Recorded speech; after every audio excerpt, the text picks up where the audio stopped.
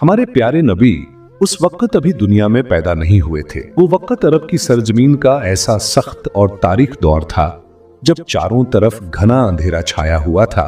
उस दौर को लोग जाहिलियत का जमाना कहते थे, यानी नादानी और बेखबरी का जमाना। अरब के समाज में उस वक्त ना कोई कानून था, ना कोई उसूल और ना ही कोई शराफत बाकी रह गई थी। बेहयाई, गंदगी और फुहाश हरकतें खुलेआम फैली हुई थीं और पूरे समाज को अपने घेरे में ले चुकी थीं। उस वक्त औरतों के कोई हक नहीं थे, उन पर तरह तरह के जुल्म होते, उनकी इज्जत तक महफूज नहीं थी।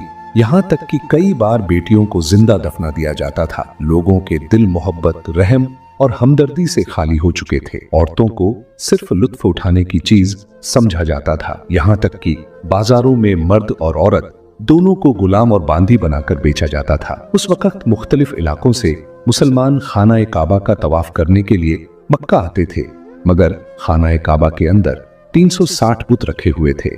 उस दौर में मक्का में मुसलमानों के साथ साथ ईसाई, यहूदी और मुख्तलिफ कबीलों के लोग भी तिजारत के लिए मुकीम या अस्थायी तौर पर रहते थे। उनमें काफिर और मुशरिक की तादाद ज्यादा थी, इसी वजह से उनका दबदबा बाकी सब पर भारी था।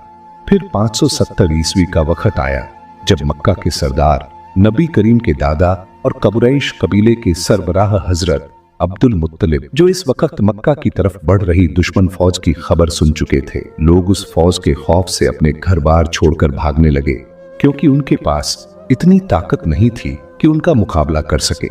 यहाँ तक कि वो फौज कई मक्का वालों को कैद करके उन पर जुल्म ढाने लगी और नबी के दादा हजरत अब्दुल मुत्तलिब के 200 ऊंटों समेत मक्का के तमाम ऊंट छीन लिए ताकि कोई भी उनकी राह में खड़ा न हो सके। इसी वक्त नबी के चाचा हजरत अब्बू तालिब आए और बोले, अब्बा, हम इस हाथियों वाली फौज से नहीं लड़ सकते, बेहतर है कि उनके सामने हथियार डाल दें। तब हजरत अब्दुल मुत्तलिब अपने बेटे अबू तालिब को लेकर हाथियों की फौज के सरदार से मिलने रवाना हुए। ये फौज का सरदार मक्का के पड़ोसी मुल्क यमन का हाकिम अब्राहा था, जो बेहद ताकतवर, असरदार और घमंडी शख्स था। हालांकि अरब का समाज उस दौर में अंधेरों में डूबा हुआ था, लेकिन दुनिया के ज्यादातर लोग ये पहचान चुके थे कि इस्लाम ही सबसे ऊंचा, सच्चा और अमन का मजहब है।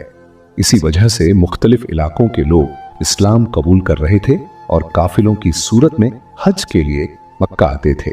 इस्लाम और खाना-ए काबा की यह शोहरत देखकर अब्राहा ने अपनी ताकत के सहारे यमन की रियासत सना में खाना-ए काबा जैसा एक गिरजाघर तामीर किया, क्योंकि वो चाहता था कि लोग ईसाई मजहब अपनाएं और उसके बनाए हुए गिरजे में